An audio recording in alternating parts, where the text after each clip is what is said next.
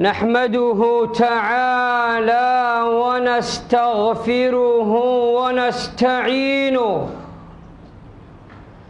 ونعوذ بالله من شرور أنفسنا وسيئات أعمالنا إنه من يهده الله فلا مضل له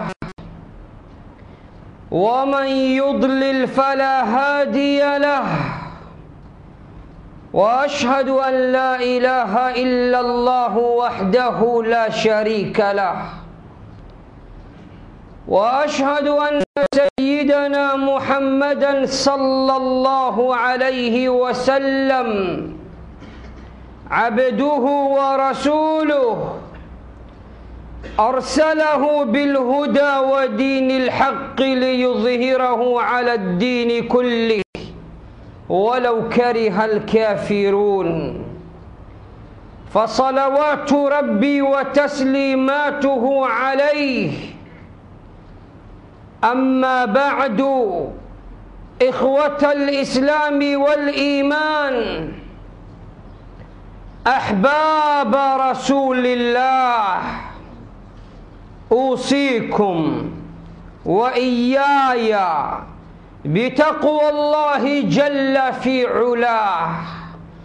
إذا المرء لم يلبس ثيابا من التقى تقلب عريانا ولو كان كاسيا، وخير لباس المرء طاعة ربه، ولا خير في من كان لله عاصيا. Ndugu zangu Waislamu wapenzi, wafuasi wa Bwana Mtume Muhammad sallallahu alayhi wasallam, ninakuhusieni pamoja na kuihusia nafsi yangu kumcha Allah jalla fi'ala, na tufahamu ya kwamba ikiwa mwana wa Adam hakuwa tayari kuvaa vazi la ucha Mungu, basi hubadilika kuwa uchi hata kama amevaa mavazi. Na vazi kwa mtu ni kile kitendo mcha na kumtii Mola wake, na siku zote hakuna kheri kwa yoyote yule aliyekuwa tayari kumkera na kumudhi na kumasi Mola, kuleta uharibifu mkubwa.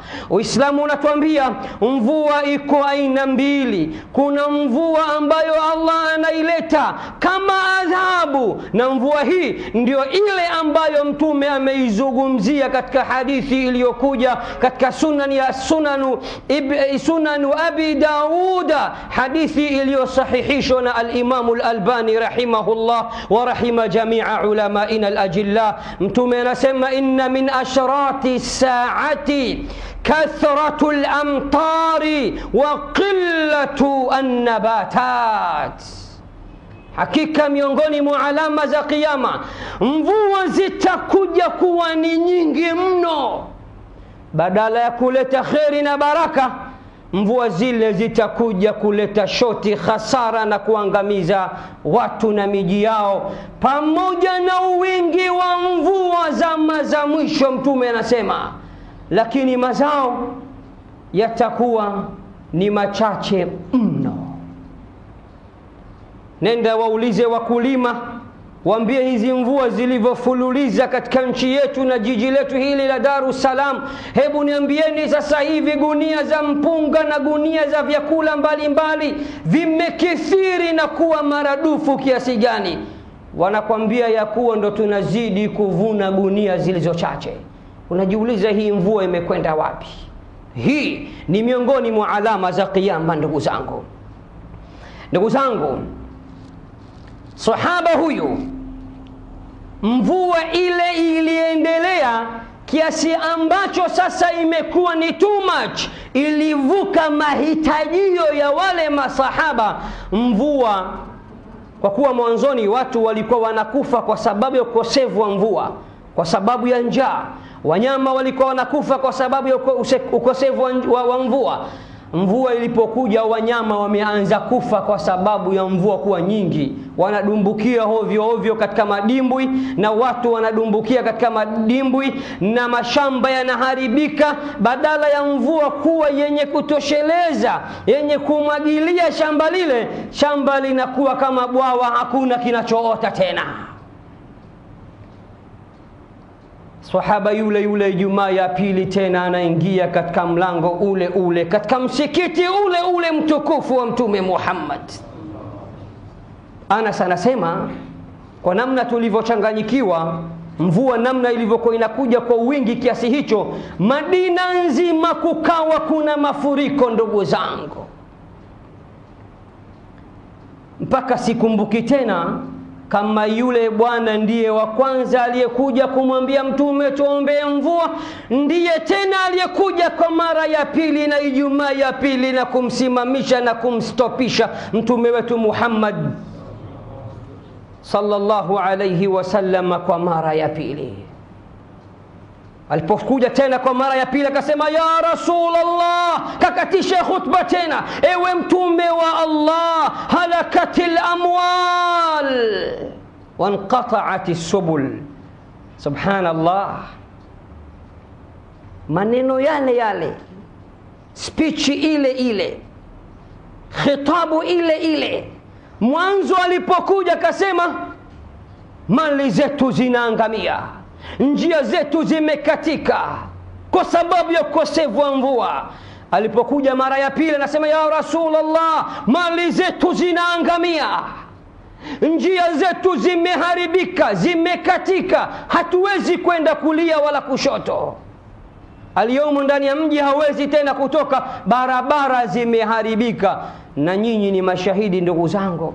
Tazameni barabara zetu zama hizi zinazotengenezwa kwa zege iliyochanganyika na simenti, iliyochanganyika na kokoto zilizo imara, iliyochanganyika na mchanga, iliyochanganyika na simenti iliyosonga kabisa, na maji na kila kitu, na magreda na manini. Mvua ya Mungu ikija, unashangaa barabara inaharibika. Unajiuliza, ni nani aliyekuja kugonga sururu katika eneo hili? Kumbe ni maji ya Allah subhanahu wa ta'ala. Kwa hivyo unasemaje Ijumaa ya pili tena? Fad'u Allah yumsikaha anna, tuombe kwa Allah astopishe mvua yake. Tazama mwanadamu ulivyokuwa ni mchache wa kushukuru neema za Allah subhanahu wa ta'ala. Jua ikifululiza katika jiji letu la Dar es Salaam, tunalalamika jua ni kali sana, bora mvua. Mvua ikija bora jua. Mwanadamu, mbona hueleweki? Mwanadamu, mbona huna msimamo? Mwanadamu, mbona hujui neema ipi ya Mungu iliyo bora zaidi kwako kulikoni neema nyingine? Mtume Muhammad alifanya nini? Alimsuta? La, Ijumaa ya kwanza hakumsuta. Ijumaa ya kwanza hakumpa red card kumwambia wewe leo Ijumaa huna, kwa nini umeongea wakati nimo ndani ya khutba? Ijumaa ya pili akamwambia hamuna shukrani nyinyi, ndo wale nyinyi. Hakusema. Alichosema ni nini? Kanyanyua tena mikono mbinguni akasema, Allahumma hawalaina la alaina, Allahumma ala al-akami والضراب وبطون الأدوية ومنابت الشجر. Ewe Allah, Mtume sasa anaomba mvua iwe ni mvua ya kheri. Kwa hivyo ndugu zangu, wasia wangu ndani ya Ijumaa hii ya leo, sisi Waislamu, sisi wa Tanzania, hatuna budi ya kumshukuru mno Allah kwa neema hii ya mvua anayotuletea. Hatujagharamia chochote, hatujagharamia chochote mvua yake.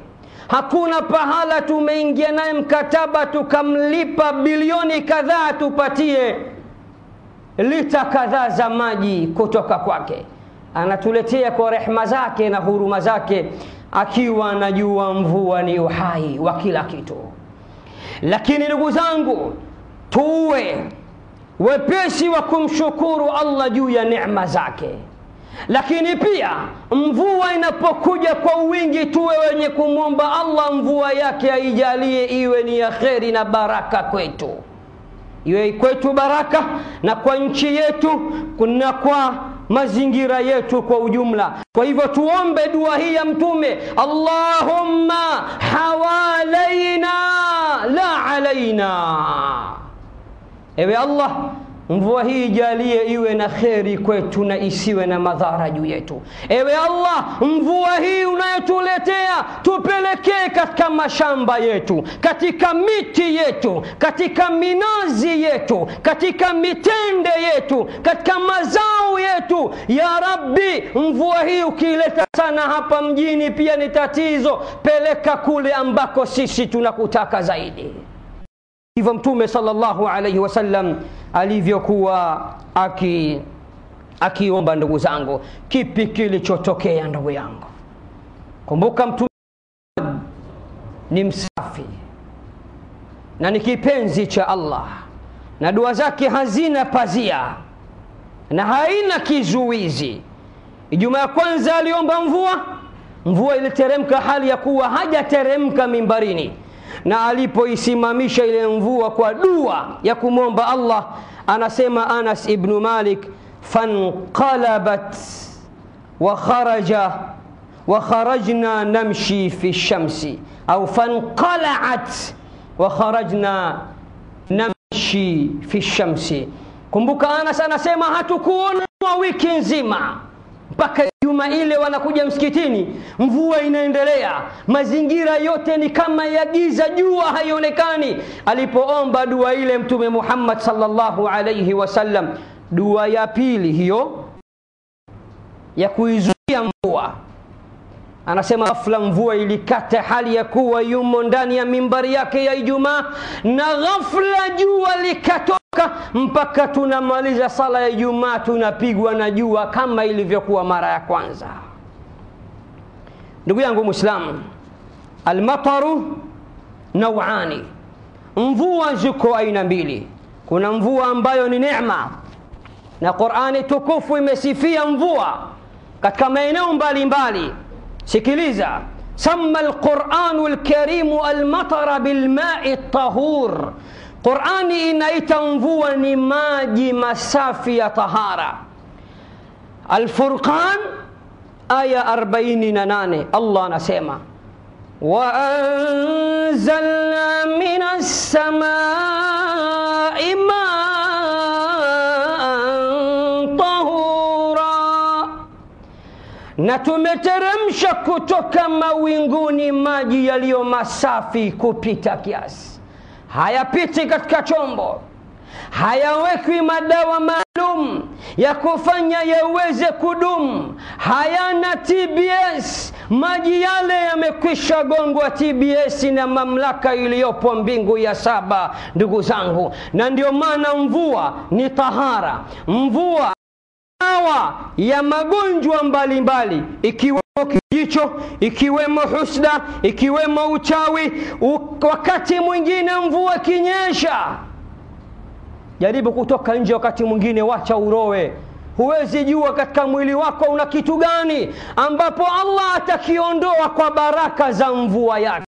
Ndugu zangu, Nabiyullahi Ayyub alayhi salam aliugua zaidi ya miaka 18, ugonjwa ambao umeshindwa kutibika, lakini Allah alimletea mvua na akamwambia, toka nje ya nyumba yako na ukoge maji haya ya mvua na mengine uyanywe. Lakini leo Mtanzania unashangaza, magari huyogopi, bodaboda huziogopi, barabara huogopi kuvuka, jua huogopi, mvua inyeshe tu mji mzima utafikiri hakuna mtu. Toka nje ndugu yangu, Wacha kwanza urowe na neema za Allah wakati mwingine. Tia nia ndugu yangu, sema ya Rabbi, haya ni maji yako kutoka katika kiwanda chako. Ya Rabbi, kwenye Qur'ani umetuambia unatuteremshia maji kutoka mawinguni, maji yaliyojaa usafi wa hali ya juu. Si hilo tu, katika suratu Qaf aya ya 9 Allah anasema wanazzalna minas samai ma'an mubaraka, na tumeteremsha kutoka mawinguni maji yenye baraka. Kwa nini usitafute baraka ya mvua? Baraka ya mvua sasa hivi wanaojua ni waganga wa kienyeji tu. Wakati mwingine anakuambia niletee maji ya mvua. Sasa sisi pia ifike sehemu tuwe wenye kutambua neema za Allah subhanahu wa ta'ala. Qur'ani maji ya mvua kuwa ni maji matamu. Katika suratu Al-Mursalat Allah subhanahu wa ta'ala anasema wa asqainakum ma'an furata, na tumekunywesheni maji yaliyo matamu. Qur'ani inaita maji ya mvua kuwa ni maji masafi. Qur'ani inaita maji ya mvua kuwa ni maji yenye baraka.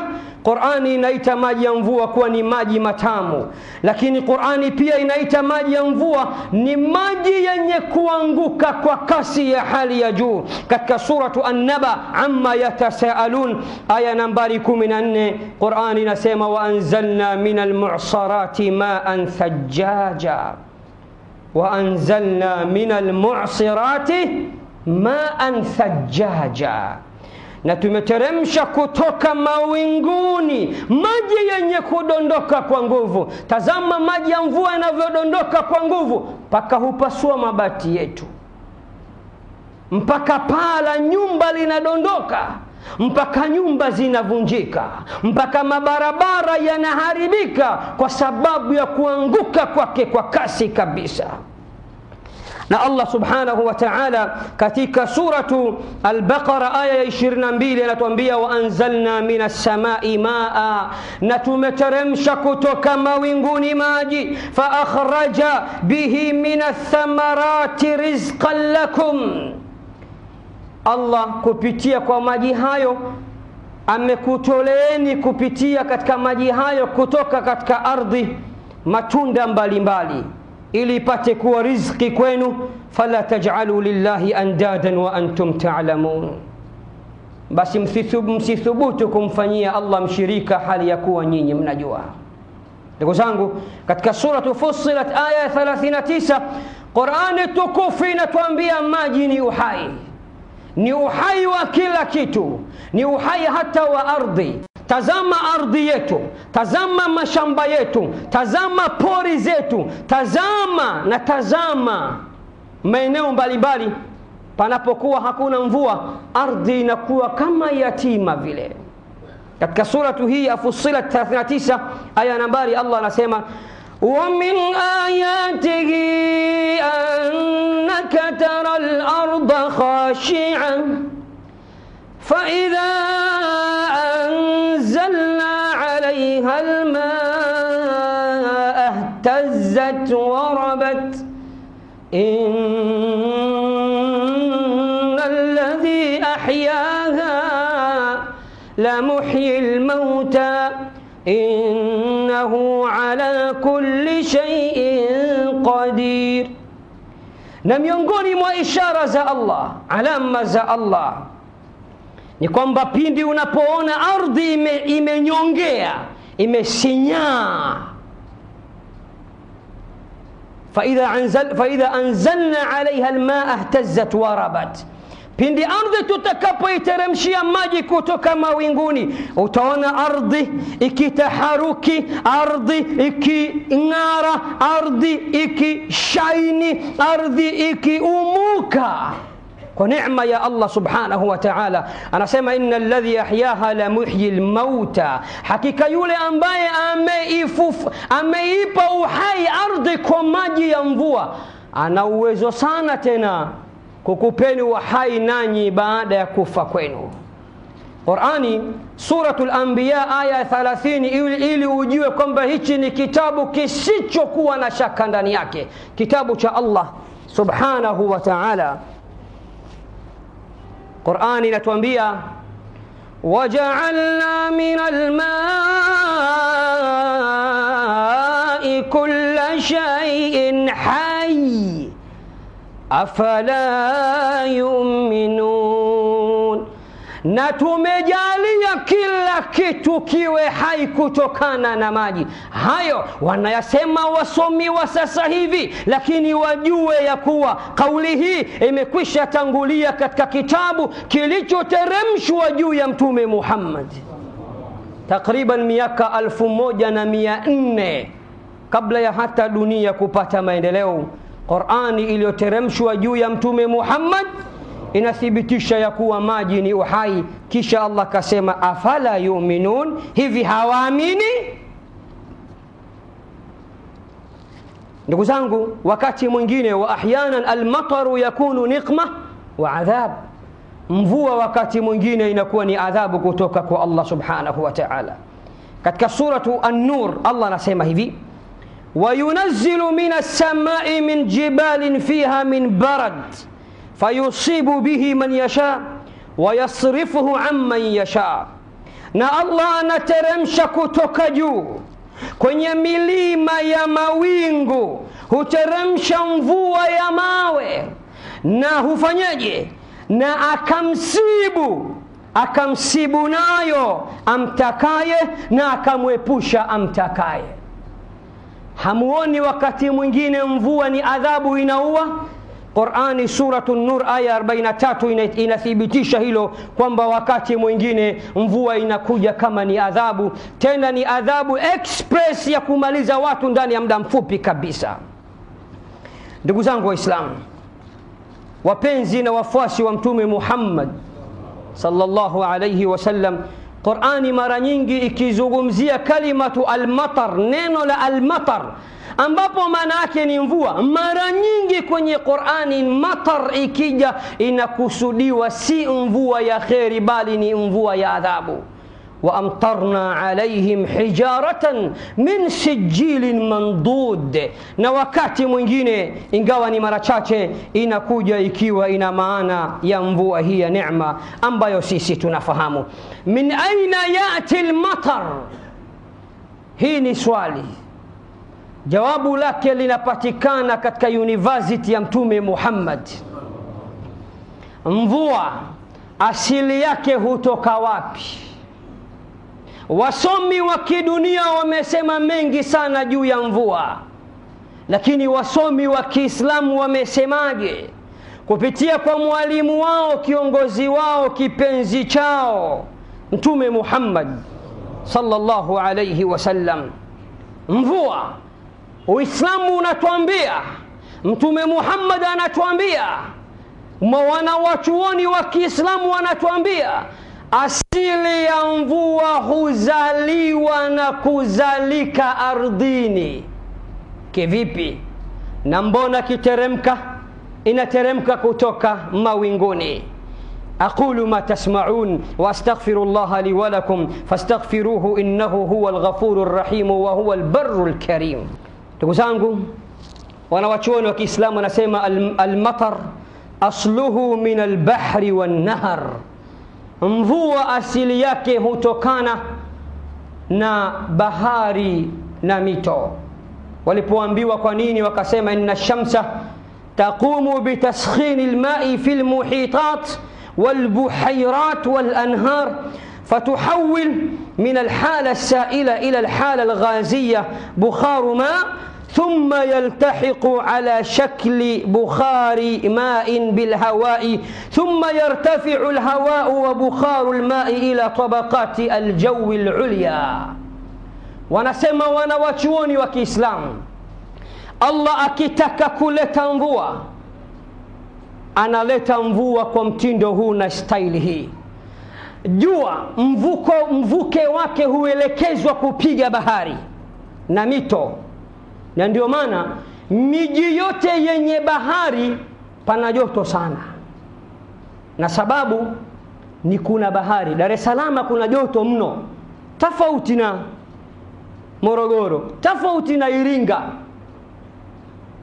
Unguja kuna bahari, na ndio maana kuna joto sawa kabisa daraja ya joto ya Unguja na Dar es Salaam. Kwa hivyo jua inapiga mno ile bahari, kisha hupatikana mvuke, yani jua inachemsha ile bahari mpaka inakuwa ni maji ya moto. Ule mvuke unaopatikana unavutwa, unapanda juu kama sumaku, unakwenda kwenye mawingu. Ndiyo sababu ya kuja kwa mvua. Si kwamba maji ya chini yanapanda juu, hapana. Ukali wa jua unapiga bahari, kisha unapatikana joto fulani, kisha upatikana mvuke fulani. Ule mvuke ndio unaovutwa na Allah, unakwenda mawinguni na hutoka katika mawingu, kama ambavyo wanawachuoni wa Kiislamu walivyotufahamisha. Ndugu zangu Waislamu, Ijumaa iliyopita nilikwambieni nitawaeleza nini maana ya radi na radi inasema nini. Mara nyingi mvua huambatana na vitu viwili. Huambatana na mwangaza mkali kabisa, kama vile umeme wa TANESCO au zaidi hata ya umeme wa TANESCO. Lakini pia huambatana na mungurumo mkubwa kabisa. Ile sauti inaunguruma, ar-ra'du huwa as-sautu alladhi yasduru musahiban lilbarqi, ni mungurumo wa ajabu, ni sauti kali isiyofanana ndugu zangu na mungurumo wa aina yote ile duniani. Ule mungurumo ndio radi. Lakini ule mwangaza, zile taa ambapo wiki iliyopita zilikuwa zikiangaza mpaka nyumba yenye dirisha na tukafunga madirisha yetu na pazia nzito tumeziangusha, lakini mwangaza unaingia mpaka ndani, utadhani kuna mtu anawasha na kuzima taa ya chumbani. Ile haitwi radi, ile inaitwa albarqu, ni umeme wa radi. Na radi sauti haitoki mpaka umeme utangulie kwanza. Umeme ukitangulia, ukishasikia pa pa pa hivi tu, ujue sauti mkubwa unakuja. Hivi ndivyo Uislamu ulivyotuambia. Lakini kwa nini sauti nzito yenye kuunguruma inatoka mawinguni, mbinguni, kutoka kwa Allah na kwa amri ya Allah? Kwa nini? Radi, ndugu zangu, inatoa sauti. Inasemaje? Suratul Ra'd aya ya 13. Waweza kurejea kwa muda wako aya nambari 13 katika Suratul Ra'd. Allah anasema, wa yusabbihu ar-ra'du bihamdihi wal malaikatu min khifatihi wa yursilu as-sawa'iqa fayusibu biha man yasha وهم يجادلون في الله وهو شديد المحال.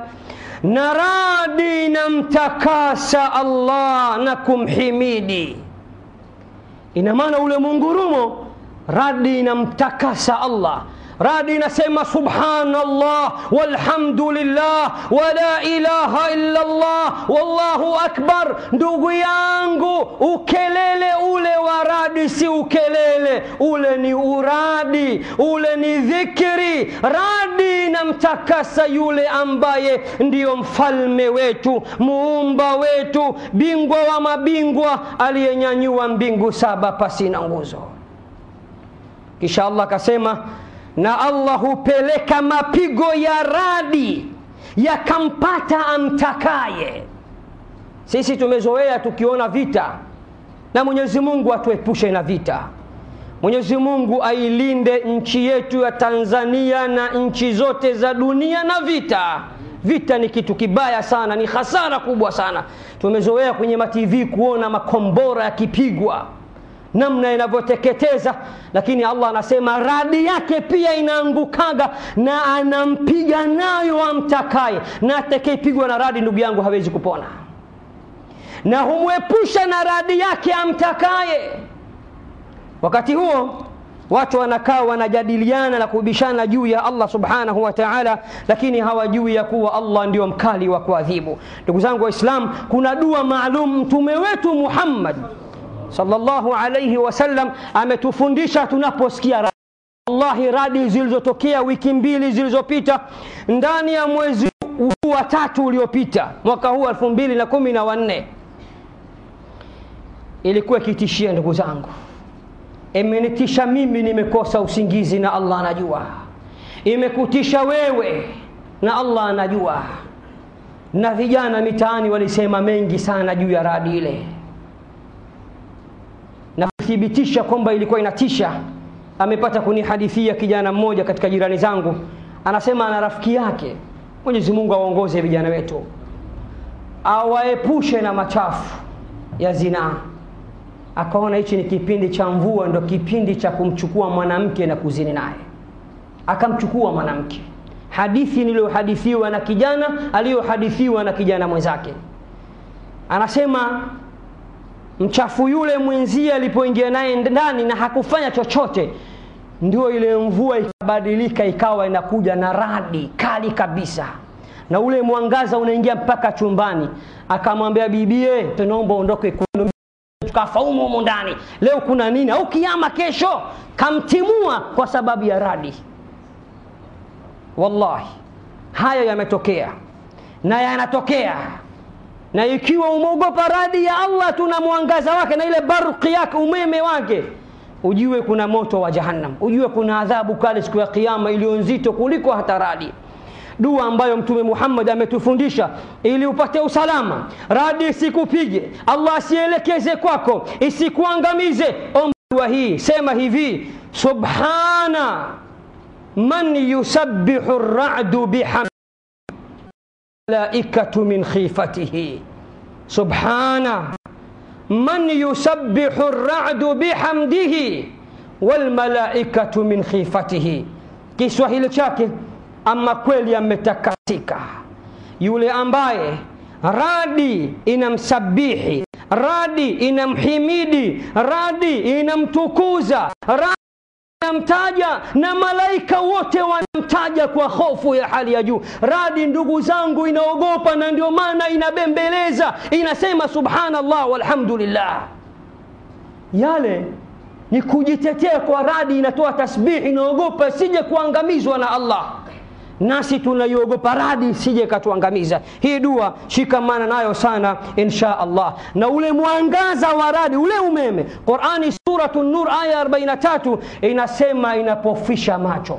Madaktari, mabingwa wa sayansi, wa jiografia na masomo mbalimbali ya kidunia, hili bado hawajapata kulijua. Qur'ani inasema yakadu sana barqihi yadhhabu bil absar, inakaribia umeme wa radi kupofusha macho ya watu, kupofusha macho ya watu. Kwa hivyo usitazame sana ule umeme, kwa sababu unaweza kukupiga macho ukawa kipofu moja kwa moja. Cha kwako ni kufumba macho, ni kuswali sana ndani, ni kumuomba sana Allah na kusema subhana man yusabbihu ar-ra'du bihamdihi wal malaikatu min khifatihi. Na mvua hii inakuja kwa wingi, uombe dua kwa ajili yako, ya majirani zako, wananchi wenzio, na nchi yako, na bara nzima, na dunia kwa ujumla. Uwe unasema Allahumma hawalaina la alaina. Hii dua manake, ya Rabbi tujalie mvua hii iwe na khairi na sisi, isiwe mvua yenye shari na madhara kwetu sisi. Ndugu zangu, nimalize khutba yangu kwa kusema mata wa man yunzilu au yunazzilu al-matar. Mvua wakati gani inateremka na nani wa kuteremsha mvua? Tumezoea katika mila zetu ambazo inapingana na dini. Kuna mila zinazopingana na dini, na Uislamu haukatai kila mila. Uislamu unaangalia mila ipi inayokwenda sambamba na Uislamu. Ikipingana na Uislamu, mila hiyo inaitwa mila ya kijahiliya, na Uislamu hautambui. Miongoni mwa mila za kijahiliya zilizozoeleka katika mazingira yetu, mvua haiteremki isipokuwa kukichezwa mechi na wajadi, watani wajadi, timu fulani na timu fulani wakicheza tu, basi ujue kuna mpira. Kwa nini? Mganga wa timu ile si mvua yule.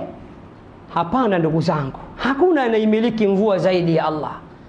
Pia kuna mnyama tumemzoea anaitwa kaka kuona. Akiibuka tu mvua ile, basi tunaambiwa kaka kuona katuletea mvua. Ndugu zangu, kaka wala dada wala shangazi wala mama wala baba hawawezi kutuletea mvua. Anayetuletea mvua ni Allah subhanahu wa ta'ala. Qur'ani tukufu inatuambia kuna mambo matano hakuna anayeyajua isipokuwa Allah subhanahu wa ta'ala. Ni yapi mambo haya matano? Na je, mvua ni katika haya mambo matano au sio? Insha Allah safari hii sisemi sanaarifuha fil khutbati alqadima, sisemi tutakuja kujua katika khutba ijayo, bali insha Allah tutajua hayo baada ya swala biidhnillah ta'ala. Allahumma ij'al jam'ana hadha jam'an marhuman waj'al tafarruqahu min ba'dihi tafarruqan ma'suman. Allahumma aslih dhata baynina wa alif bayna qulubina. Allahumma ارحمنا فأنت بنا راحم ولا تعذبنا فأنت علينا قادر والطف بنا فيما جرت به المقادير إنك على كل شيء قدير. اللهم ارفعنا ولا تضعنا، يا رب أكرمنا ولا تهنا، يا رب أعطنا ولا تحرمنا، يا رب زدنا ولا تنقصنا، يا رب آثرنا ولا تؤثر علينا، وارفع مغتك وغضبك عنا ولا تسلط علينا بذنوبنا ولا بذنوب غيرنا من لا يخافك ولا يخشاك ولا يتقيك ولا يرحمنا. اللهم أغثنا، اللهم اجعله مطر خير وبركة، اللهم اجعله مطر خير وبركة. اللهم حوالينا لا علينا، اللهم حوالينا لا علينا. اللهم يا سبحان من يسبح الرعد بحمده والملائكة من خيفته. اللهم إننا ظلمنا أنفسنا ظلما كثيرا ولا يغفر الذنوب إلا أنت، فإن لم تغفر لنا وترحمنا لنكونن من الخاسرين.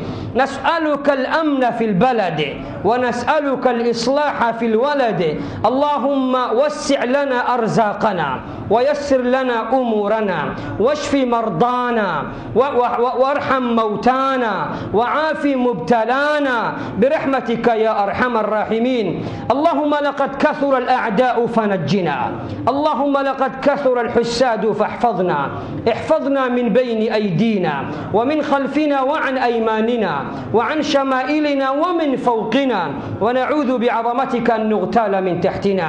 اللهم صل وسلم وزد وبارك على سيدنا ونبينا وعظيمنا وحبيبنا محمد صلى الله عليه وسلم، كما صليت على إبراهيم وعلى آل إبراهيم في العالمين إنك حميد مجيد. وأقم الصلاة.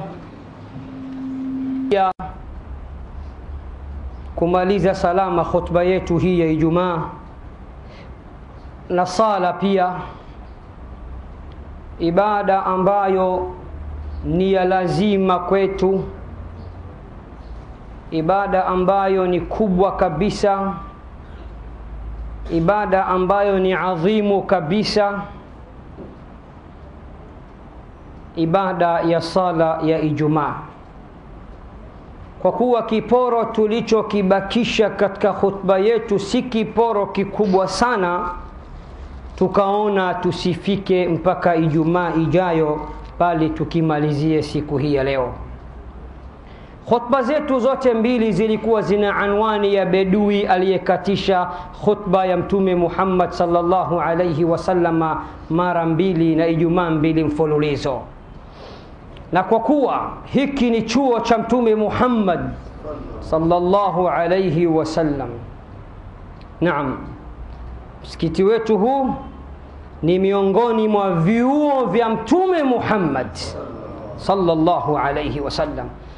Na tukisema ni chuo kikuu cha Mtume Muhammad sallallahu alayhi wasallam, tuna maana ya kuwa kinachotoka humu ndani ni mafundisho sahihi ya Mtume Muhammad sallallahu alayhi wasallam. Lazima uelewe, tunaposema ni chuo cha Mtume Muhammad, maana yake chuo hichi kinaongozwa kwa mujibu wa qala Allahu na qala Rasulullah sallallahu alayhi wasallam. Nataka nijue kwamba nani na nani walikuwa makini na khutba zetu zote mbili, nitaleta challenge na kuna maswali nitauliza. Ijumaa iliyo ya kwanza kabisa, bedui alipoingia, aliingilia mlango gani? Kabla ya kusema mambo matano, hakuna ajuae isipokuwa Allah subhanahu wa ta'ala. Mwalimu ni yule ambaye haanzi kusomesha darasa somo jingine jipya, kwanza lazima afanye marejeo yeye na wanafunzi wake katika somo lililopita.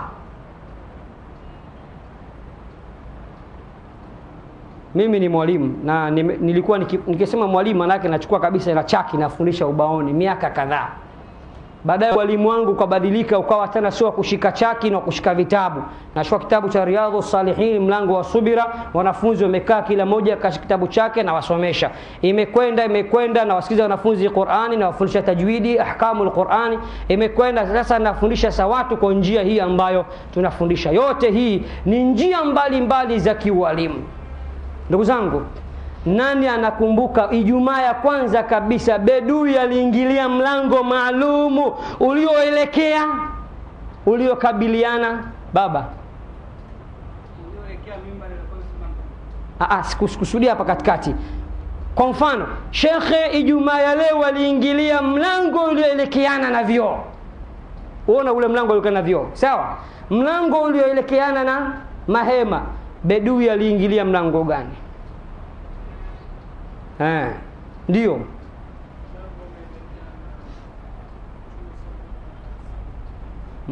Bado. Nani? Naam. Asa kibla kiko huko, ule mlango umeelekeana vipi na kibla? Mazinge. Hii inaonyesha inawezekana Jumaa iliyopita hamkuwepo nyinyi wote. Ina maana nyinyi wote wageni mmetoka Mbeya leo hii inaonekana, au Singida Hebu simama, njoo. Watu hawahukumiwi kwa mavazi bwana. Usije kama una sharobaro upeke yake ndo kajibu swali hilo. Njoo baba. Ndio. Shekhe. Mlango ulekelana. Hivyo walivyosema umepatia. Mlango uelekea mahakama ya Mtume Muhammad sallallahu Takbir. Akbar. Sallu ala an-nabi. Allahumma salli alayhi. Barakallahu fiki. Aliingilia ule mlango ulioelekeana na mahakama ya Mtume Muhammad. Manake Anas ibn Malik aliyepokea hii hadithi alieleza kabisa hata ule mlango alioingilia. Unajua maana yake nini?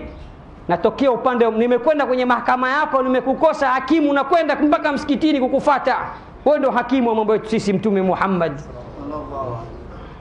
Alipofika katikati ya khutba ya Mtume Muhammad sallallahu alaihi wasallam na masahaba wanamuona, akakatisha khutba ya Mtume Muhammad sallallahu alaihi wasallam. Alisema nini?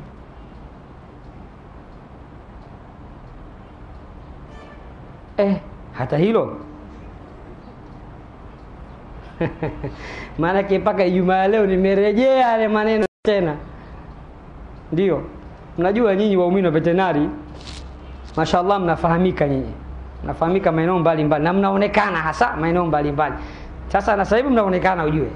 Sasa mtatutia aibu. Shekhe, unakumbuka? Wewe mtoto unakumbuka? Hebu kuna mtoto anakumbuka hiyo? Ya Rasulullah, ewe mtume wa Allah. Kwa Kiswahili tu, Alisema ya Rasulullah, ewe mtume wa Allah. Mtume wa Allah. Utuombee kwa Allah. Ukame umetuzidi. Mali zetu zinaangamia. Nyama wetu wanaangamia. Ndio baba. Njia zinakatika. Takbir. Njoo bwana, njoo. Mashaallah. Hawa ndio chipukizi wa baadaye. Huu msikiti utakapojengwa kuwa mkubwa inshallah mpaka wapi, wewe utakuwa khatibu wa miongoni mwa misikiti. Sema inshallah. Inshallah. Unaitwa nani? Salum. Anasema ya Rasulullah, mali zetu zimeangamia, wanyama wetu wanakufa, njia zetu zimeharibika, barabara zimekatika, njaa imetawala, ukame umekuwa mkubwa, tuombee kwa Allah tuteremshie mvua. Upo? Mashaallah, kapatia. Nini mtume alijibu? Mtume huyo alituambia, idha sa'ida al-khatibu 'ala al-minbari fala yatahaddathanna ahadun. Khatibu atakapopanda mimbarini asizungumze yeyote katika nyinyi. faman tahaddatha faqad lagha wa man lagha fala jum'ata lahu, na atakayezungumza amefanya upuuzi na mwenye kufanya upuuzi hana Ijumaa. Mtume alimwambia nini? Kaa chini, huna Ijumaa wewe. Siku moja kuna kijana wetu mmoja tunaishi naye mazingira yetu ya Temeke, japo siku hizi kahama. Unajua vijana kifunguliwa na Allah anajenga minazi mirefu, si minazi mifupi, si wapi, kenda kukaa mbali huko. Aliniambia aliwahi kuswali moja ya msikiti ya Ijumaa. Sasa katika kuswali kwake moja ya msikiti ya Ijumaa, khatibu wa msikiti ule alimwona muumini mmoja kakata shingo za watu mpaka mbele kaja kukaa. Akataka atumie ule uslubu aliotumia Mtume, isipokuwa alivuka mipaka kidogo. Mtume alimwona mtu siku moja anakata shingo za watu, akamwambia ijlis faqad adhaita, kaa huko uliko, haina haja uje mbele, unaleta kero kwa waislamu wenzio, haina haja. Kama ulikuwa unataka kuwahi ungekuja mapema, kama unataka mstari wa mbele. Kwa hivyo ndugu zangu, Mtume nini alisema? Kaa kitako, huna khutba Ijumaa? La, hakumjibu, bali amemjibu kwa vitendo. Kamjibu kwa vitendo vipi? Tuko darasani. Kamjibu kwa vitendo vipi? Shekhe wangu,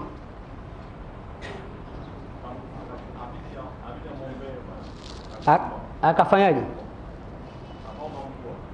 Kaomba tu hivi au kwanza kaonyesha?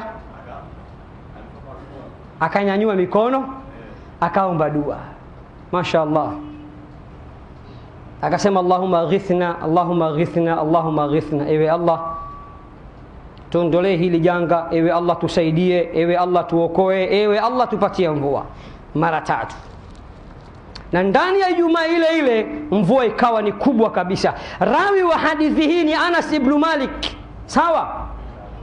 Alisema nini? Mvua ilianguka kuanzia Ijumaa ile mpaka hata hiyo pia mpaka Ijumaa iliyopelekea bedui yule. Manake wanawachuoni wamehitilafiana, wako wanaosema hakuna uhakika ni yeye au mwingine, na wako wanaosema hapana, mazingira yanaonyesha alikuwa ni yeye, kwa sababu yeye ndio aliyothubutu Ijumaa ya kwanza na yeye ndio aliyothubutu Ijumaa ya pili. Sawa Waislamu Lakini ile kauli 100% kabisa wanawachuoni hakuna pahala nilipoona wakisema inawezekana, wamesema, ila mimi sijajaliwa kuona.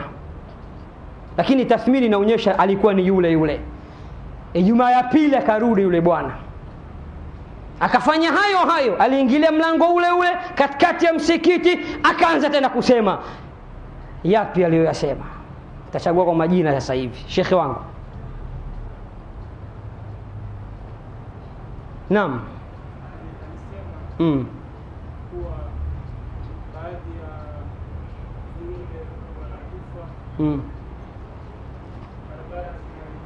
Yaani mimi nataka mtu ajiamini aseme hivi, dua maneno yale aliyosema Ijumaa ya mwanzo ndo kayarudia Ijumaa ya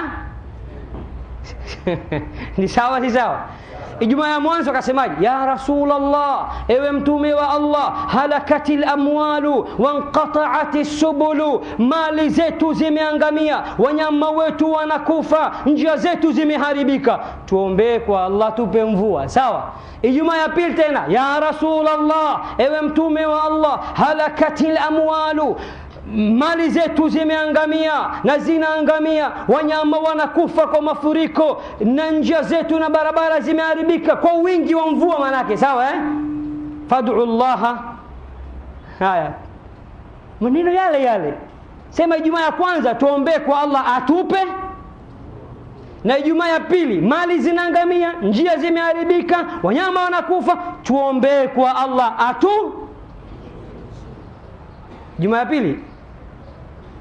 Ijumaa ya pili kaombaje? Naam. Aswa mtume yule bedui alirudi Ijumaa ya pili tena, kamwambia mtume tena aombe nini? aombe mvua ikatike. Yani sema ud'u Allah an yumsikahu anna, tuombe kwa Allah atuzuilie mvua yake, inatosha mvua tuliyopata.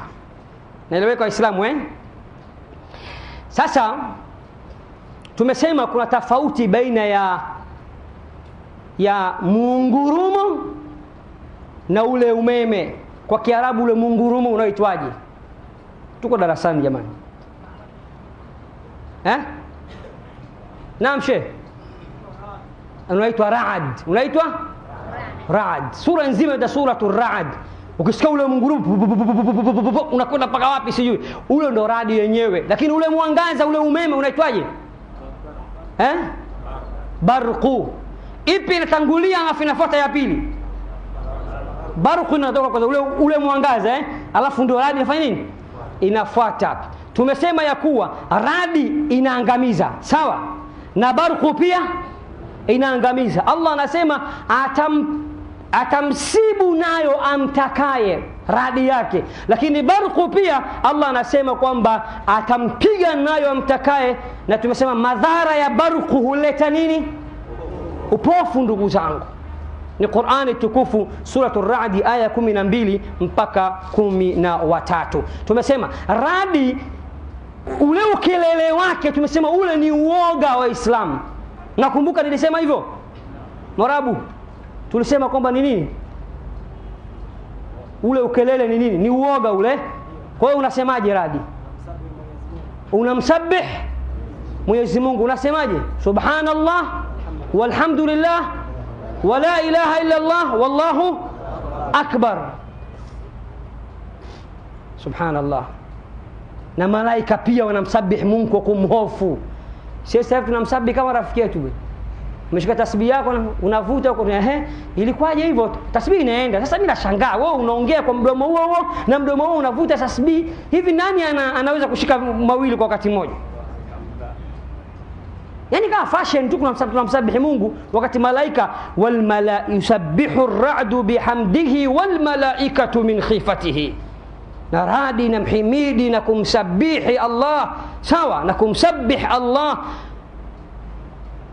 Na malaika pia wanamsabih Allah kwa kumkhofia. Ndugu zangu, tumesema dua ya kuomba pindi radi inapokithiri ni ipi? Nani? Min khifatihi. Kisikia tu wewe jitetee wewe mwenyewe vile vile. Wakati uvuta picha, kumbe radi ule ni uoga, unamuogopa Mungu kutekeleza kazi yake. Na malaika wanatetemeka na wanasabih, wanaisaidia radi. Wewe unakaa ndani unaangalia Manchester wanacheza, mtihani huo. Na wewe ungana nao katika hofu ile, jitetee kwa kuomba mawili. Radi inaweza kuelekezwa kwako au barqu inaweza kuelekezwa kwako, kesho ukawa kipofu. Ya Rabbi, tunakuomba usitupe kilema katika dunia hii. Tujalie siku tunaondoka duniani tukiwa wakamilifu wa viungo vyetu na maumbile yetu kama ulivyotuumba kutoka katika matumbo ya mama zetu. Tuseme amin. Ndugu zangu, tumesema ya kuwa radi mvua huteremshwa na Allah subhanahu wa ta'ala, na hakuna mwenye uwezo wa kuteremsha mvua. Na Mtume sallallahu alayhi wasallam katika hadithi iliyokuja katika sahihu al-Bukhari alikuwa na tabia, akiona wingu limejitanda alikuwa akimwambia Aisha, usidhani kila wingu ni mvua. Dalili ya mvua ni mawingu, si sahihi, si kila wakati. Wakati mwingine dalili ya adhabu ya Allah ni mawingu. Watu wa Qaf, ashabu al-Ahqaf, wanasema nini? قالوا هذا عارض ممطرنا بل هو ما استعجلتم به ريح فيها عذاب أليم. Waliona mvua kusema mvua hiyo bwana, sisi tunasema sisi ndo sisi.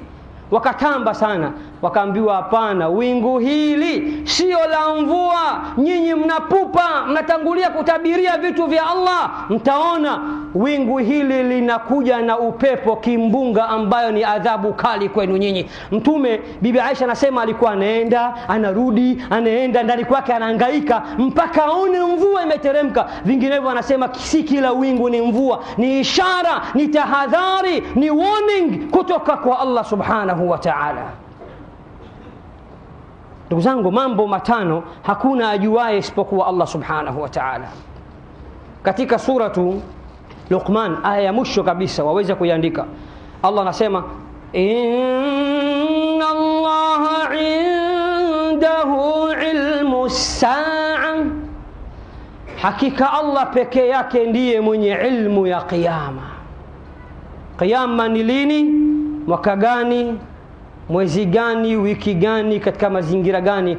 Hakuna mwenye uwezo wa kutabiria hilo isipokuwa Allah subhanahu wa ta'ala.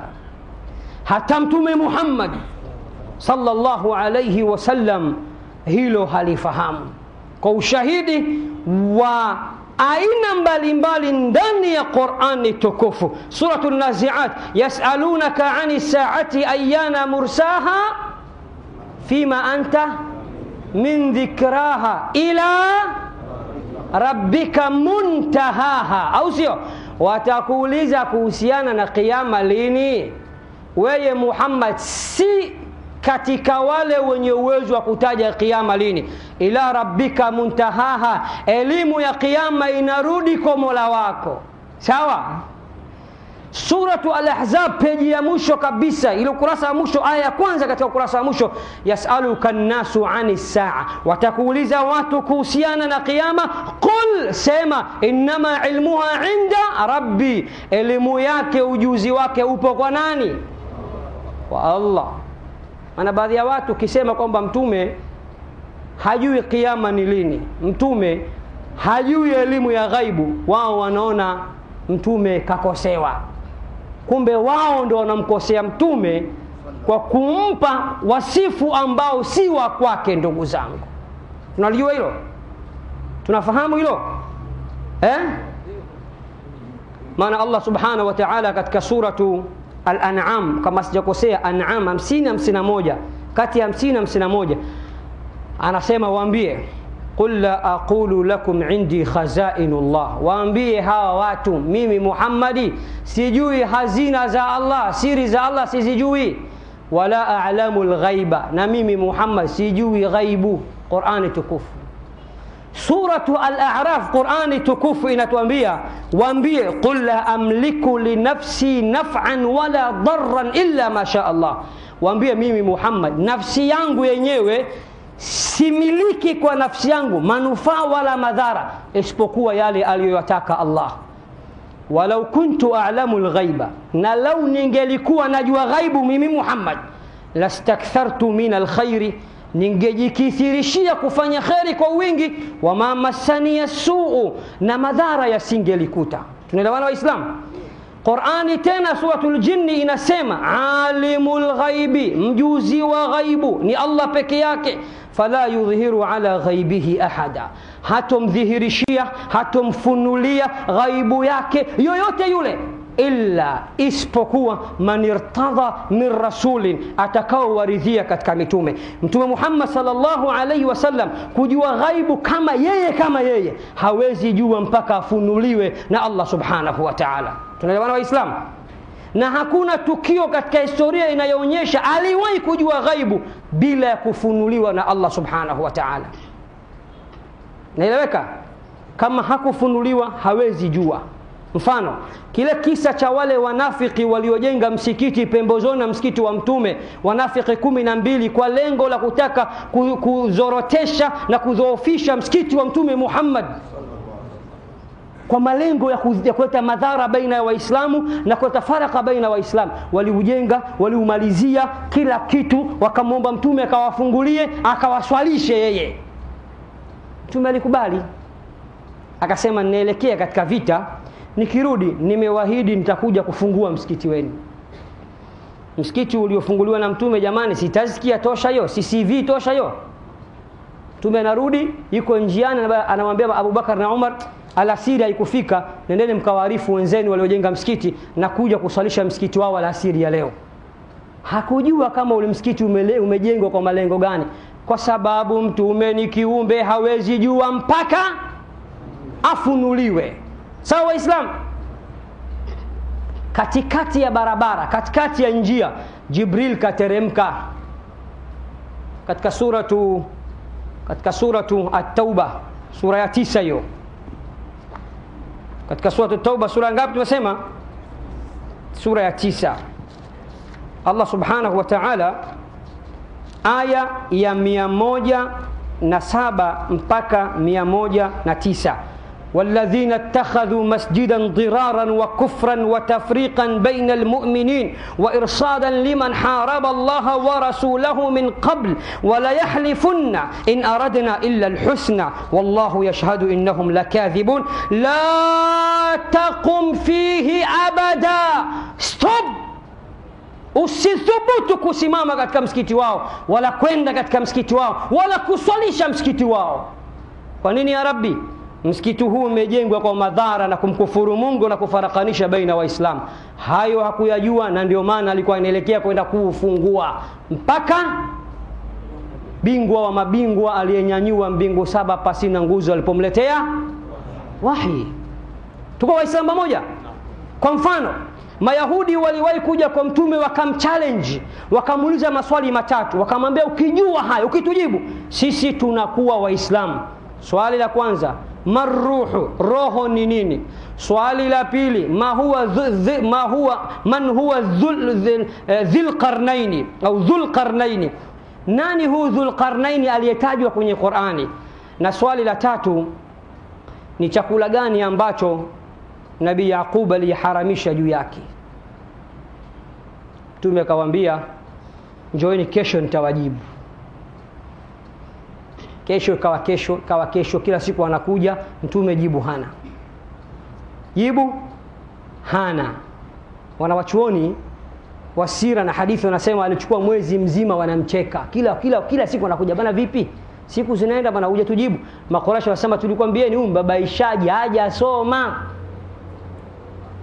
Ikateremka aya katika suratu Al-Kahfi, wala taqulanna li shay'in inni fa'ilun dhalika ghadan illa an yasha Allah.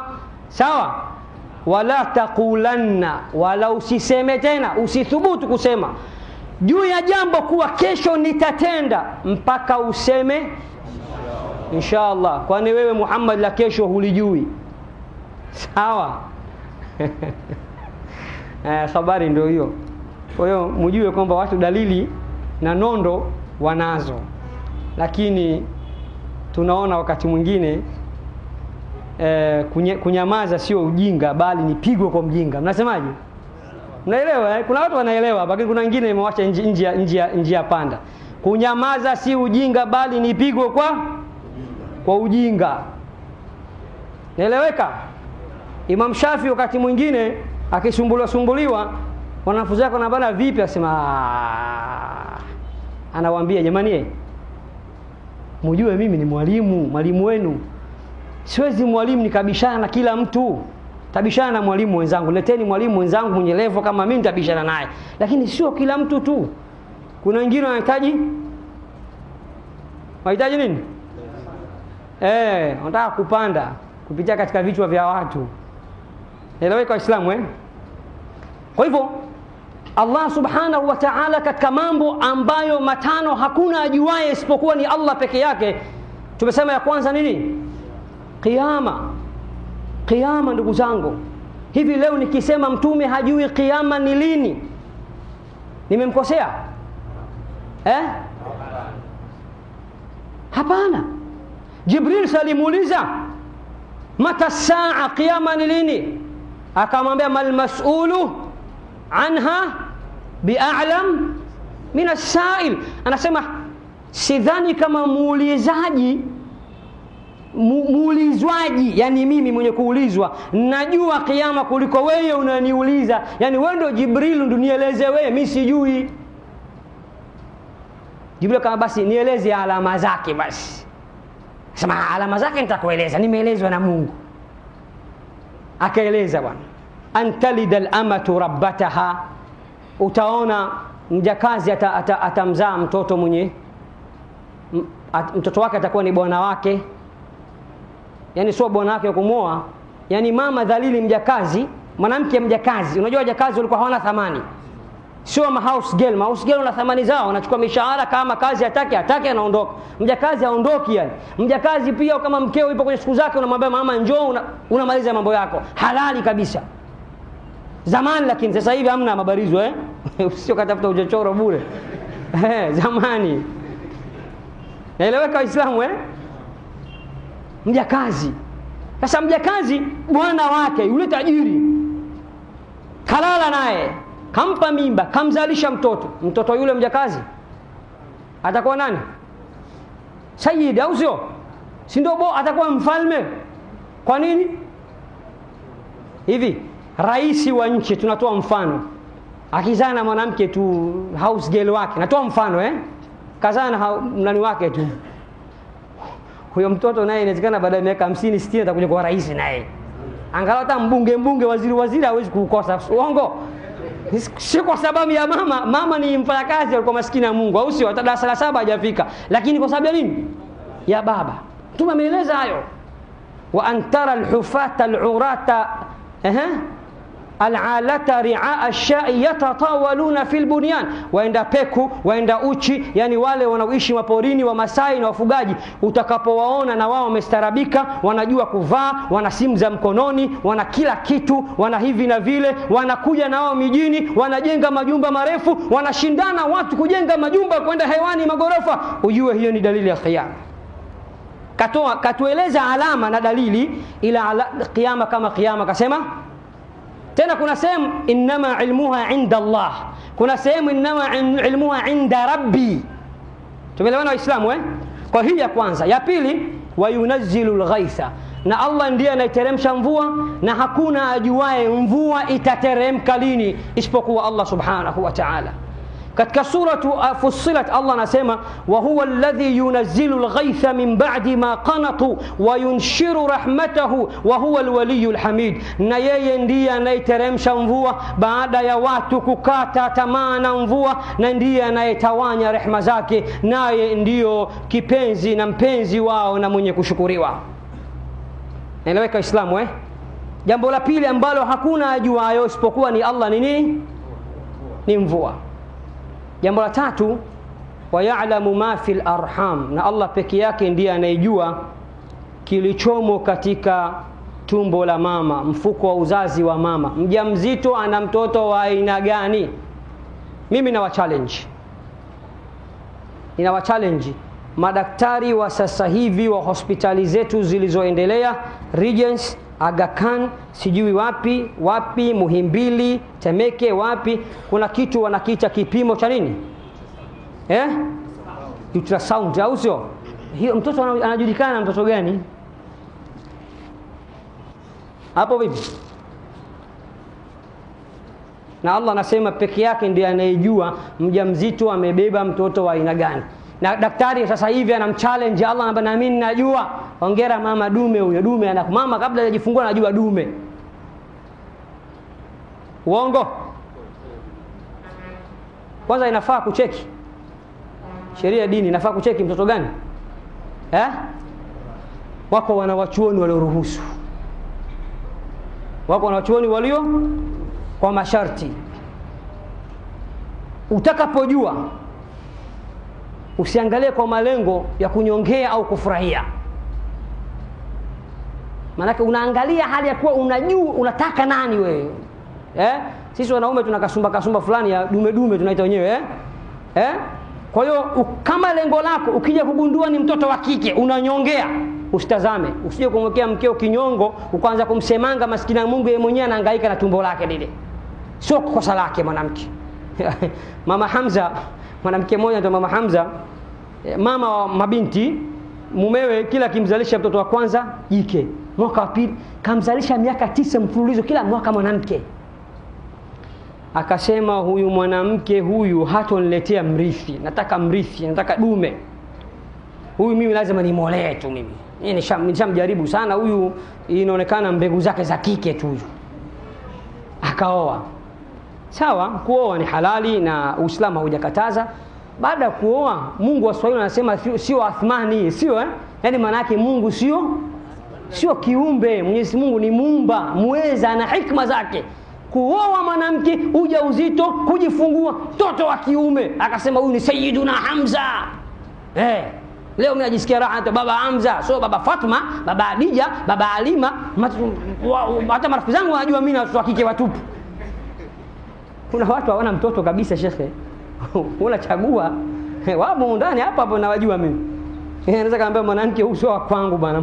Mimi mbegu zangu bwana dume tu. Huyu utajua mwenyewe ulikompata huyu. Bwana wewe, si akamhama yule mwanamke na watoto 9 wa kike shekha wakimbia. Yeye na Hamza tu. Kila kienda Hamza, mara kamrusha, mara kama kidoli kamfanya. Hamza. Huyo Hamza kawa nani?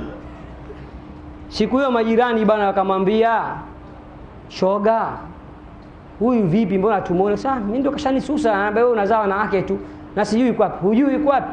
Mtau mushori. Kaoa yule mwanamke ni unamjua kwa hivi na hivi? Ndio. Kamuoa yule na mwenzio kashashika ujauzito na kajifungua juzi mtoto wa kiume. Na time za mume wako, time fulani napita hapa mbele ya nyumba yako anakwenda kwa mke wake yule. Akasema sawa. Siku hiyo kamkalia dirishani. Kapita bwana. Akaanza kumwimbia mashairi. Mali abi Hamza la yatina wa yadkhulu albayta alladhi yalina غضبان ألا نلد البنين والله ما هذا بعيب فينا ما نحن إلا كزرع ننبت ما قد وضع فينا. Jamani baba Hamza ana nini? Hataki tena kuja kwetu. Unajua kwa Kiarabu imepangiliana kwenye Kiswahili hawezi kupangiliana, mnajua Na kila siku upita mbele ya nyumba yetu na huingia nyumba za jirani. Baba Hamza kanikasirikia mimi kisha sizai mtoto wa kiume.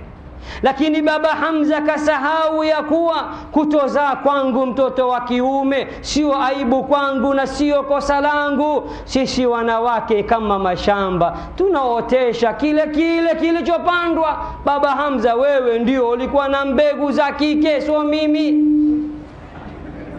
Ndio. Wewe unaweza ukapanda hindi ukavuna marage? Wewe si unajiita dume la mbegu? Mbegu yako ilikuwa ya kike miaka yote 9, mwaka wa 10 Allah mwenyewe akajalia sasa hiyo mbegu ya 10 hiyo ya kiume. Ina maana ungebaki na mke wako yule ule, pengine wa 10 angekuwa wa kiume. Umeelewa hapa Kwa hiyo mwanamke akapiga pale. Safi kabisa. Msiwalaumu wanawake kisa na zao wa kike. Hapana, mbegu zako.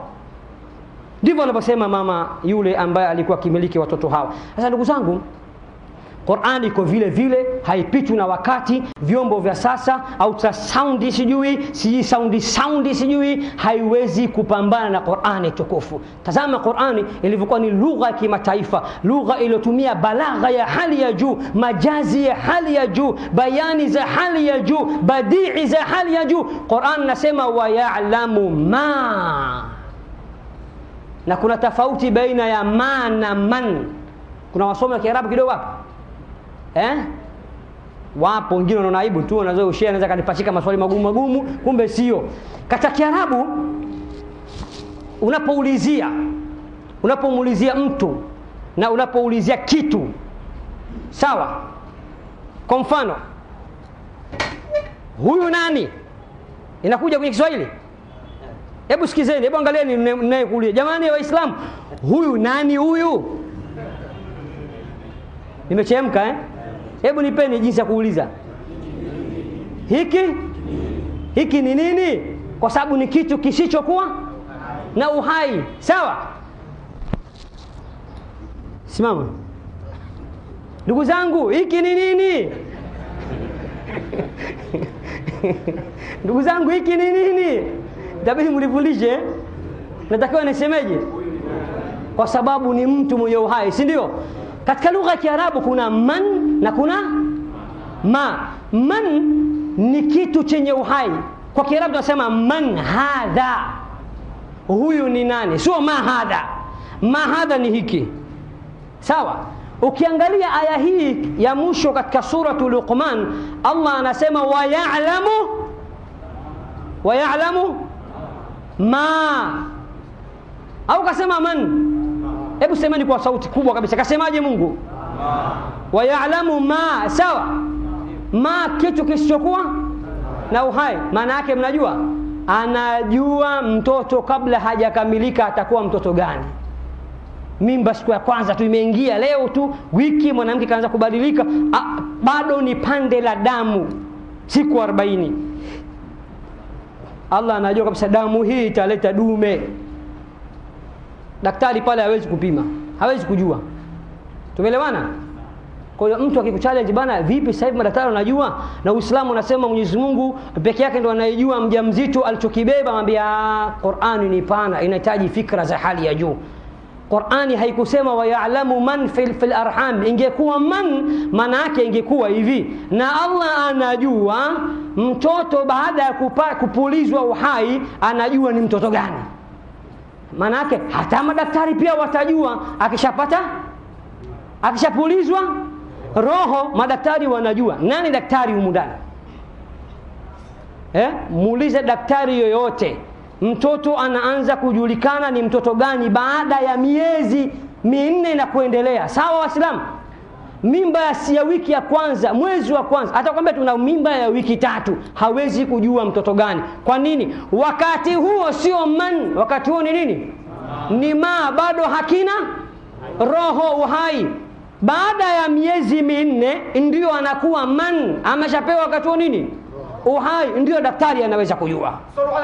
Allahumma salli wa sallim wa zid wa barik alayhi. Kwa hiyo jambo la kwanza, Allah ndio ajuae kiyama. Jambo la pili, Allah ndio ajuae mvua inateremka lini, na jambo la tatu, Allah ndiye ajuae nini, mjamzito amebeba kitu gani. Wakati ule mimba ni changa mpaka inakamilika na kila kitu. Pamoja na yote haya, daktari hata kama atajua ni mtoto gani, pia hawezi kukuthibitishia atatoka salama au la. Uongo. Lakini bingwa wa mabingwa anajua. Naam. Kwa hivyo kumcheki mtoto gani, wanawachuoni wameka masharti mawili. Ukishajua kwamba ni mtoto wa kike, usianze kununua nguo za mtoto wa kike kana kwamba umeingia mkataba na Allah atatoka salama na andaa kila kitu chake. Hayo mambo ya ghaibu ya baadaye ujui. Usiingie shoti bure, anaweza kafia njiani mtoto. Sawa? Jambo la pili, usije ukanyongea kujua kwako kukakunyongesha au kukakufurahisha kupita kiasi, kisha ulikuwa unamtaka dume, ulikuwa unamtaka jike. Kama utakuwa na hali kama hiyo, usitazame. Kwa wanachoona wasema hakuna tatizo kuangalia, lakini kwa uzoefu wetu walio wao wanajua, ambao shapata watoto kwamba mwanamke anapokuwa mjamzito kwenye kile kinachoitwa kliniki, sawa? Kile kinachoitwa nini? Kliniki, anapopimwa kakaaje na nini, daktari anaweza akamwambia ni mtoto gani bila ya mama yule kuuliza. Sawa? Kwa mfano mimi alhamdulillah nina madume matupu, alhamdulillah rabbil alamin. Na nilikuwa najua, yani wananipa taarifa ni dume, na namwambia mke wangu usitazame, turidhike na Mungu atakachoturuzuku. Lakini wenyewe wanamwambia mtoto akakaa vizuri, kashaanza kugeuka, na watamwambia hongera shoga, dume huyo. Sasa hapo utaziba masikio, sitaki kusikia, huwezi kusema. Ataambiwa na yeye atakuja atamfurahisha nani? Ataambia mume wake. Na kwa sababu wanaume kweli tunapenda watoto wa kiume, si ndio bwana? Tunapenda sana watoto wa kiume. Huu ni mtihani kwetu. Lakini wakati mwingine mtoto wa kike ni bora. Mtume wetu Muhammad, mtoto wake wa kwanza kabisa kumzaa alikuwa mtoto wa aina gani? Alhamdulillah, aliyowarudisha msikitini. Ingieni kimbeni mvua, ingieni msikize da'wa kidogo. Ndugu zangu, inawezekana katika katika kusahau baadhi za point katika khutba yangu, moja ya njia, moja ya maeneo ya kupokelewa kwa dua ni wakati wa mvua unapoteremka. Kwa hiyo mvua ikiteremka itumie sana nafasi hiyo, mawingu yako wazi, mbingu iko wazi, na kinachoteremka ni neema tupu, wewe unayepeleka ya kwako. Sawa Kwa hiyo msighafilike na vitu kama hivi. Mtume kuna maeneo katueleza wakati gani dua zinapokelewa. Kwa mfano akasema wakati mvua inapoteremka, usiku wa manane, jogoo anapowika. Wewe unajua hilo? Anasema mtakaposikia jogoo anawika, muombeeni sana Allah shida zenu, haja zenu, muombeeni fadhila zake, neema zake, rehema zake. Kwa nini? Jogoo amemuona special malaika kateremka. Kuna malaika anataka teremka, jamani, tangazo, madirisha na milango yamefunguliwa, mwenye matatizo aongee na mfalme mkuu, mwenye shida, hichi kipindi mmepewa risali moja kusikiza maombi yenu. Mungu anatuletea taarifa kupitia kwa nani? Malaika. Na sisi hatuwezi kujua taarifa zile, Allah amemjalia anajua jogoo, na ndio maana jogoo anawika. Hadithi ya Mtume Muhammad tena ni sahihi kabisa. Manake kuna mtu siku moja alishaye kumpa hadithi hiyo, kalaba shehe unanipa taabu sana, jogoo nyumbani kwangu kila akiwika mimi na dua tu. Nikaba safi sana. Mpaka nyamaza leo, maana shida zako nyingi, zetu nyingi. Kwa hiyo wewe ushangae kuwika kwake kwingi. Angalia shida zako nyingi. Kisha akasema wa idha sami'tum nahiqa alhimari, mtakaposikia kelele za punda, ombeni Allah awakinge na shetani. Mashetani wametawanywa pale, wanataka kuteka watu na kuwaingia watu. Kwa hiyo kisikia tu punda anapiga makelele, a'udhu billahi minash shaitani rajim, a'udhu billahi, na mbwa a'udhu billahi, wameona mashetani ambao wanatafuta watu. Kwa hiyo asije akawa wewe ndio steki yake ya nyama. Hivi ndivyo Allah anavyotupenda. Kwa ndugu zangu, jambo la tatu ni kwamba mjamzito alichokibeba hakuna ajuaye isipokuwa Allah subhanahu wa ta'ala. Jambo la nne, wama tadri nafsun madha taksibu ghada, na wala nafsi haijui kesho itatenda lini. Acheni kusikiliza hawa wapiga ramli. Tena wengine wallahi wanajiita watu wa dini, tunawaona kwenye magazeti, wana mapeji maalum, magazeti ya kawaida, magazeti ya udaku, magazeti ya sijui ya nini, ana peji maalum na shekhe fulani na nyota zako. Huyo ni muongo. Kadhaba almunajjimuna walau sadaqu. Mtume Muhammad huyo, wamesema uongo watabiri wa nyota hata kama watapatia. Kesho tutakia hivi, kesho tutakia hivi. Kulikuwa na mmoja kipindi cha nyume, rais wetu atakuja kutoka rais, atakuwa mwanamke wapi? Si Kikwete mwanaume? Wewe una urafiki na Mungu bwana wewe? Mwana unatabiri sijui Obama kafanyaje, mara kafanya, unadanganya watu tu bwana. Una lolote? Wewe unaweza kujua mambo ya Mungu bwana wewe?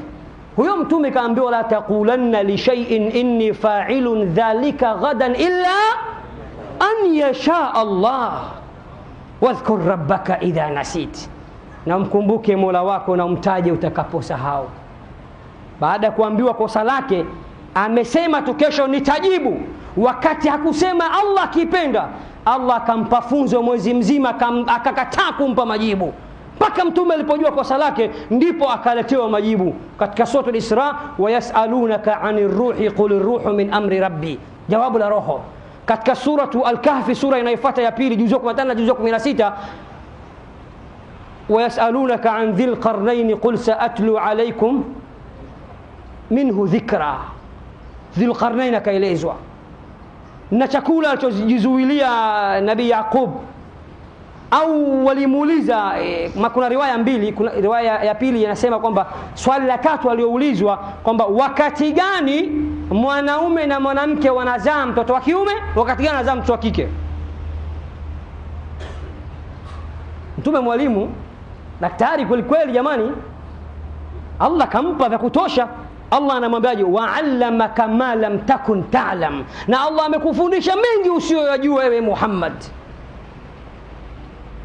Akasema na mtoto atakapozaliwa wa kike, maana yake mbegu ya mwanaume ni mbegu mbegu ya mwanaume na mbegu ya kike ya mwanamke zikikutana zikaingia katika lile yai, mbegu itakayozidi ikizidi ya mwanamke, manii ya mwanamke ikiwa kidogo mengi kulikoni manii ya mwanaume, mtoto atakuwa ni mwanamke.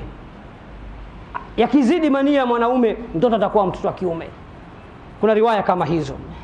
Kwa hivyo ndugu zangu, na habari ya kesho hakuna ajuaye isipokuwa Allah subhanahu wa ta'ala. Ya jambo la mwisho, wama tadri nafsun bi ayi ardhin tamut, nafsi haiwezi jua itafia katika ardhi gani. Inna Allaha alimun khabir, hakika ya Allah ni mjuzi mno, mwenye ilmu na ni mwingi wa kutambua mambo. Ndugu zangu Waislamu, baada ya kusema hayo, niwakumbushe tena kuambia tumombe Allah daima atupe neema zake, neema mbalimbali, kwani bado tunazihitaji rehema zake mbalimbali, na tuepushe na shari mbalimbali. Mvua hizi zinazoteremka katika nchi yetu azijalie kuwa ni mvua zenye khair na baraka, na atuepushe na zile mvua ambazo analeta kwa njia ya adhabu. Na mvua zetu ziwe zina matunda na mafanikio insha Allah. Atuondolee njaa, atupe vyakula vya kutosha katika nchi yetu na nchi ya Waislamu wenzetu. Lakini pia tumombe Allah atukinge, atuhifadhi, atulinde, atujalie Waislamu si Tanzania tu, duniani kote atujalie tuwe wenye kupata usalama na amani na ulinzi wa hali ya juu kutoka kwake. Lakini pia tumombe Allah subhanahu wa ta'ala awahifadhi Waislamu wenzetu wanaopata matatizo kila pahala katika dunia hii. Waislamu wenzetu Mombasa wanapata tabu, wao kwa wao pengine wanapigana, na wao vile vile wanauawa na maadui zao. Allah anajua ni nani analeta ufisadi na umwagaji wa damu wa Waislamu katika nchi ile ya Kenya, katika jiji ile la Mombasa. Allah subhanahu wa ta'ala awapelekee utulivu ndugu zetu wa Kenya, semeni amin, kwa ujumla kabisa, na Waislamu wenzetu hasa, na atupe ulinzi wa kutosha, na walinde Waislamu duniani kote, na yoyote ambaye anawataka Waislamu kwa ubaya. Ya Rabbi, wewe unaona. Ya Rabbi, hawawezi wakanyanyua chochote bila ya idhini yako. Ya Rabbi, kila atakayenyanyua mkono wake ili aweze kumrushia Muislamu, sawa iwe risasi au iwe kisu au iwe chochote, ule mkono ya Rabbi ujalie pale pale uparalyze ya Rabbul Alamin. Ya Rabbi, kila atakayewatazama Waislamu kwa jicho baya kabisa, tena jicho la roho mbaya, ya Rabbi pofisha macho yake asione tena mtu anaitwa Muislamu. Ya Rabbi, kila atakayewataja Waislamu kwa ipo duniani, ya Rabbi ulimi wake ya Rabbi upige shoti nao uweze kuparalyze asiongee tena. Ya Rabbi, tupe amani kutoka juu, tupe amani kutoka chini, tupe amani kutoka mbele, tupe amani kutoka nyuma, tupe amani kutoka kuliani kushotoni ya Rabbul Alamin. Allahumma ihfadhna min bayni aydina wa min khalfina wa an aymanina wa an shama'ilina wa min fawqina, wa na'udhu bi'azamatika an nughtala min tahtina, na'udhu bika min kaydil kaidin wa min makril makirin wa min husdil hasidin wa min hiqdil haqidin wa min aynil ainin wa min sihril sahirin wa min shamatati shamitin birahmatika ya arhamar rahimin. Subhana rabbika rabbil izzati amma yasifun wa salamun على المرسلين والحمد لله رب العالمين وجزاكم الله خيرا.